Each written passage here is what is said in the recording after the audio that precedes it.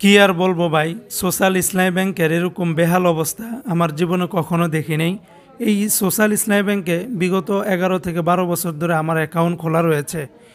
এখানে আজকের দিনে 5,000 টাকা পর্যন্ত তারা কাস্টমারকে দিতে পারে না। এক থেকে মানে পেরেশানি আর কি হতে পারে।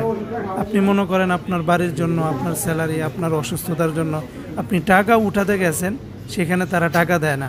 মানুষ ঘন্টার পর ঘন্টা লাইনে দাঁড়িয়ে আছে, কোনো কাস্টমার, কোনো তাদের কর্মকর্তা সেখানে নাই, সেখান থেকে আউট হয়ে গেছে। তাদের অজুহাত, ভাই সকালে অনেকে আসছে তাদেরকে দিয়ে দিছি, এখন কোনো আর টাকা নাই, টাকা জমা হলে বা ব্যবস্থা করতে পারলে আপনাদেরকে দিয়ে দিব। কখন দিব, কোন সময় দিব, কোনো সেটার কথাবার্তা নেই। মানুষ ঘন্টার পর ঘন্টা দাঁড়িয়ে আছে। মানুষ একদিন চেক নিয়ে মানে 2-3 দিন পর্যন্ত তারা ঘুরতেছে, কিন্তু তারা টাকা দিচ্ছে না। তাও কত টাকা? মাত্র 5,000 টাকা। আজকে হলো 25শে সেপ্টেম্বর 2024 সাল, রোজ বুধবার। এটা হলো আজকের ভিডিও।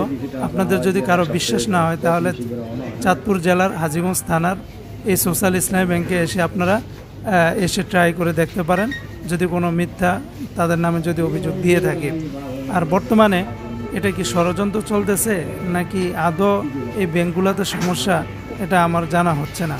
কারণ অন্য ব্যাংকগুলোতে তো এতটা সমস্যা হচ্ছে না। যতগুলো ব্যাংকগুলা, শুধুমাত্র ইসলামী ব্যাংক যতগুলো আছে তাদের ক্ষেত্রেই এই সমস্যাগুলো হচ্ছে। আর এই সমস্ত ব্যাংকগুলোতে কারা কারা আপনারা পেরেশানির ভিতরে আছেন, কারা কারা হয়রানিতে আছেন, প্লিজ কমেন্ট করে জানাবেন।